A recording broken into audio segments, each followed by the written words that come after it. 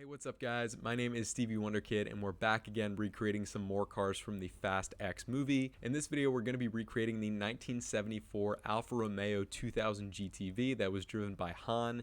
Basically in the scene where he's driving alongside Roman in Rome. Roman's in his iconic golden Gallardo and they're basically trying to prevent one of Dante's bombs from going off in the center of the city.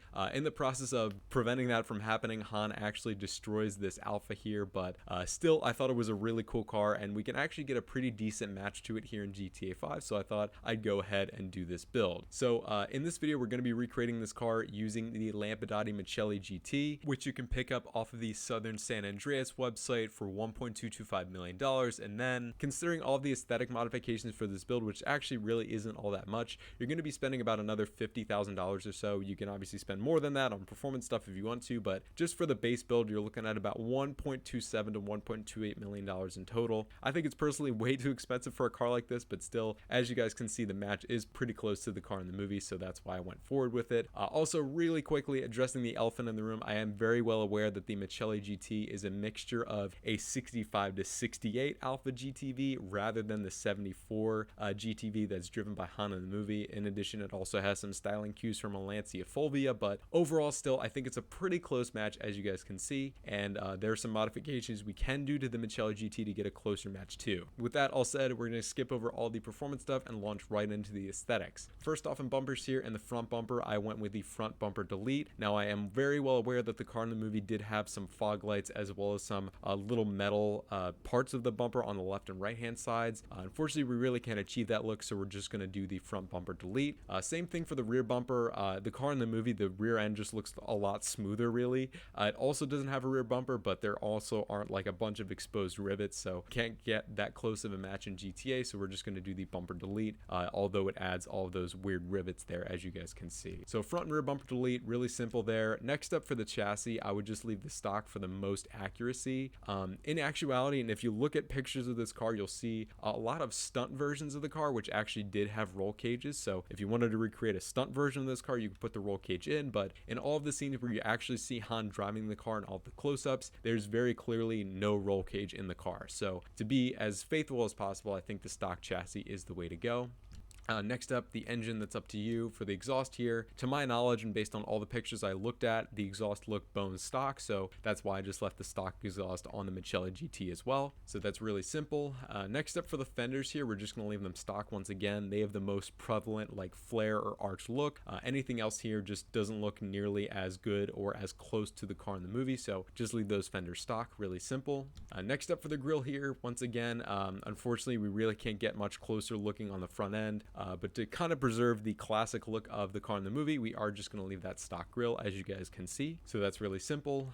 Next up for the hood here, we're just going to leave the stock hood. I'll show you guys exactly what color you can paint it later if you want to do that, but for now just leave the hood stock. I think the carbon hood is way too dark as you guys can see, and the texture just looks really off. So yeah, leave the hood stock. Next up here in the lights, going into headlights, we're just going to leave them stock as you guys can see, and then the car obviously didn't have any neons as well, so we're just going to leave those off. Really simple. Moving back out, first off, really want to say that there isn't a close livery that we can get to match up with the car in the movie. Throughout all of these liveries there really isn't a really good match in terms of the stripes or anything like that to get close as possible to the movie car. I know it sucks. If you wanted to, the 3-color stripe is a little bit of a stretch to me, although it does kind of follow the same path as the stripes that are on the car in the movie. Overall I think it's just not really a good match at all, so unfortunately here we're just gonna have to bite the bullet and leave the livery off. So leaving the livery off here, we'll address that later when we respray the car. Next up for the mud guards, we're just going to leave those off because the movie car didn't have any mud guards either. Next up for the plate here, we're going to run the yellow on black plate to match the look of the Rome plate that's on the car in the movie. And if you guys want to go the extra mile and recreate the actual plate number of the car, it is 5958RS. So if you guys want to go and access the plate creation website and make a custom plate specifically for this build, you could do that if you wanted to, but yellow on black is definitely the closest match in terms of the styling of the plate. Next up for the respray here, the primary color, this is actually a pretty close match to the color scheme that I used on Han's RX-7 if you guys have seen that video. Otherwise go check it out if you want, but we're gonna go with a classic orange, really plain and simple. I think this is probably the closest match that you're gonna get. I know in some shots, especially in the movie, the color grading makes it look like it's a lot of a darker orange, but I think the sunrise orange that we have here in GTA is just way too dark. In actuality, I think the actual color on the movie car is somewhere in between the sunrise orange and the orange. If you wanted to pull a crew color, if you wanted to pull a hex and do it for yourself, you could do that, but I think the closest, most faithful match to the coloring here in GTA that you can get without going through the labor of making a crew color is just the normal classic orange. So that's what I chose there.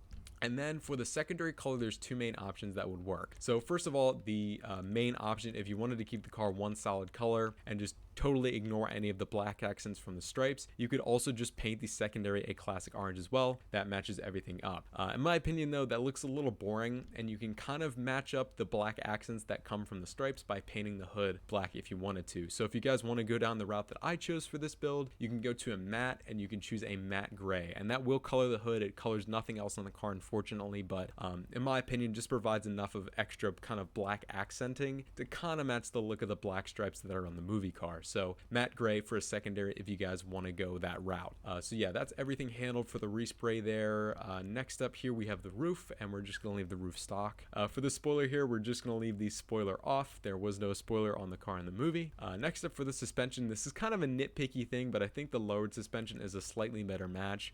The car in the movie really looks low. There is a little bit of wheel gap though, so I think the lowered suspension is kind of the best of both worlds. Makes the car look a little cleaner, a little bit lower to the ground, but still preserves wheel gap that is somewhat faithful to the car in the movie. So lowered suspension is what I chose there. Transmission, turbo, that's all up to you. For the wheels, there's two main options that I think would work. So first of all, I think a really good option if you guys want to go this route is just to leave the wheels stock. The Lampadati Michelli GT actually has these really cool unique steel wheels, and I think they're actually a fairly close match to the steel wheels that are on the Alfa in the movie. So if you guys want to go down the budget route and just leave them stock, then you can do that, and they do look pretty close. However, in my opinion, you can get a slightly better match by using the poverty spec steelies here in the street category. As you guys can see here, the rims themselves just have more holes in them, which I think looks a little bit closer to the style of the steel wheels on the car in the movie. So yeah, I think poverty spec steelies, although you will have to pay a little bit more money for those, I think overall is a pretty close match. So poverty spec steelies there, and then if you go down this route, then the wheel color, just leave it the default alloy. Same thing if you're just running the stock wheels, you obviously can't color those, so you don't have to worry about this. But if you change up the rims as I did, just leave them the default alloy color. There's no better match that you can get. So that's all handled there. For the tires, pretty much everything here we're going to leave stock. No tire design. Tire enhancements, that's up to you. Tire smoke, we're just going to leave it white. And then last but not least, for window tints, we're just going to leave the tints off because it's pretty clear that the car in the movie didn't have any window tints either. So yeah, that's pretty much everything that you guys will need to somewhat accurately recreate Han's 1974 Alfa Romeo 2000 GTV. Really beautiful car. I wish it got a little bit more screen time, but still overall a really cool inclusion for the movie, and I'm glad that we can get a somewhat good match here in GTA using the Michelli GT. So if you guys enjoyed this video and you found it helpful, feel free to let me know down in the comments, and while you're there, also leave any other suggestions for cars from Fast X and other Fast and Furious movies that you'd like to see me recreate in the future. But with that said, guys, thank you all so much for watching, and I hope you have an amazing day.